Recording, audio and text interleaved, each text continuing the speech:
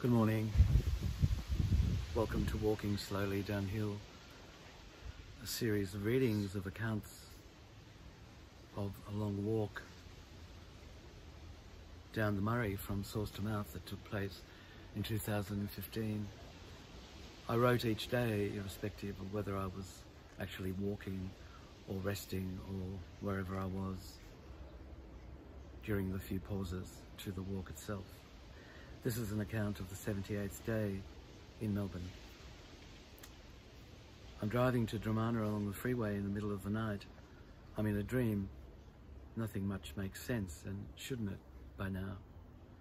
Perhaps, perhaps not. It's all a cycle, and it depends what spoke of the wheel you concentrate on. I can hear them now, those Toyota Hiace wheels spinning round and round along the hard surface of the Peninsula Link. Finally, the Dromana exit sign appears and I veer left.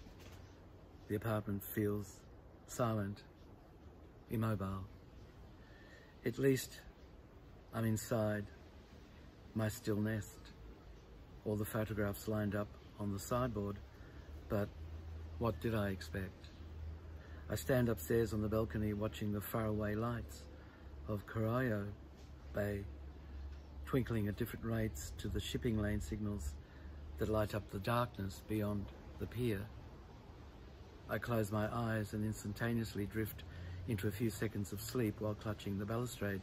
Then I open them and I look up at the dark shape of Arthur's seat looming above me as I follow the transit of a car's headlights, lighting the darkness here, then another there. I return downstairs and switch the house lights out one by one, except for the one by my bed. Then I undress and lie flat under the sheets, trying to decide what book I will read, but I don't read any book. I simply lie there in a dreamless sleeplessness until dawn breaks over the flat grey sea. Then, as delivery trucks idle endlessly under my window, I imagine plunging into its tideless morning. It's late now, and I'm sitting in the silence of the kitchen with only the regular tapping of the keys to mark time, to keep a beat resembling that of my heart. Gradually, Cajun sounds begin to fill what had seemed to me to be a void. The refrigerator motor gurgles into life with its usual drunken monologue, its mad poetic raving in an as yet unknown, indecipherable language. The neighbour's television is on and another fragmented language seeps through their window onto the damp garden and beyond. "Don't leave me," says a tremulous woman's voice. Trams rumble, wind stirs leaves, water pipes moan. And then eventually, as with everything, there's an all too sudden silence.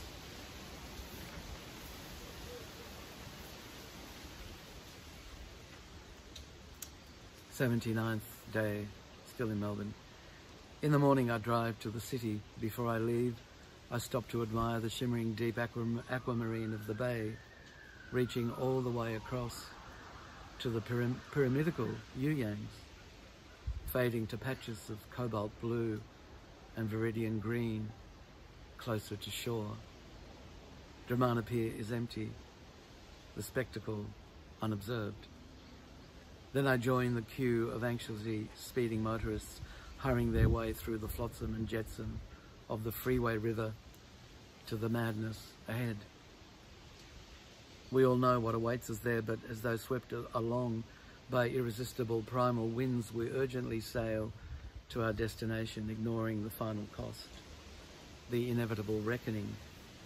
Soon I'm deeper in its waters, and then, like all the others, I finally reach my destination.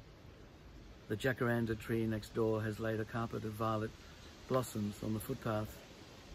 I imagine them floating down onto the thick green of Patagonia's grasslands, or on the shallow river of an unimaginably remote drinking hole somewhere in the Kenyan wilderness, so remote that no animal has yet reached it. I pick up a single blossom from this Clifton Hill pavement and look at it closely. Its edges are frayed and its deep violet hues have been rubbed dull by the constant friction of the asphalt on its velvetiness, blown and tossed since early this morning by a fierce northeasterly. Suddenly, as I hold it in my palm, I'm conscious that I'm here still and that the jaded petal and I are not so very different. Like the jacaranda, have also been transplanted, and now I wonder if what falls from me, what I shed, would be less worn if it fell onto a Trieste street or even onto the stone pavement of the pier that juts out into its gulf. Perhaps not. The world is all of the world, irrespective of its regional and seasonal flavours and of its unpredictable weather fluctuations. Anyhow, such speculation can never be adequately satisfied. No petal or human can be in two places at once in order to compare the relative effects of different kinds of frictions on our tender skins. We can only be where we are for a single moment, and then something unknown unfolds and keeps on unfolding. I bend down and place the petal again among its brothers and sisters, among its extended family of migrant blossoms. It's comforted, I know, simply by their proximity. I stand and turn and slide the key into the lock. I wait for a moment, then I push the door open.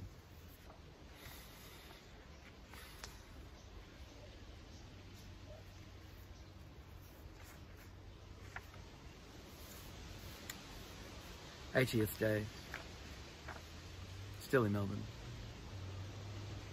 The day is splendid, something feels like change, but it's hard to locate its source. First day of summer, hard to believe. I fill the large pan with cold, clear water and carry it to the plants outside the front door.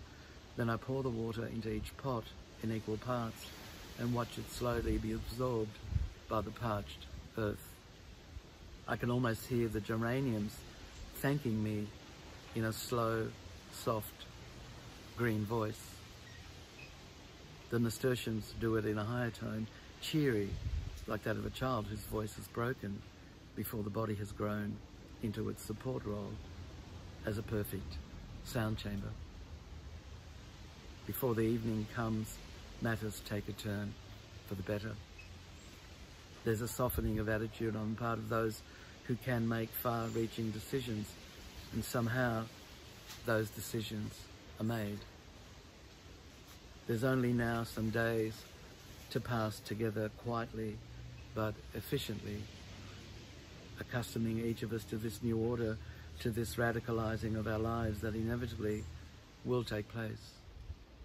Tonight I even allow myself to go to the cinema, trusting that things will be all right at home.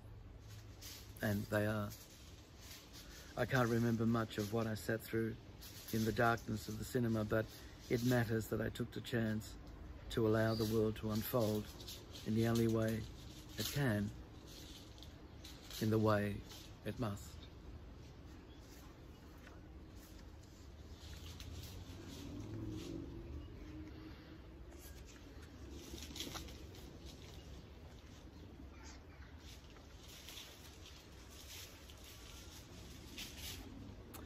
We're in the elements here. Wind rushes up enormously and dogs rustling through the undergrowth.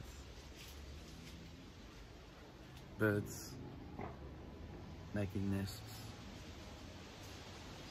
It feels like the right context to read you these accounts, all like a big compost heap, isn't it?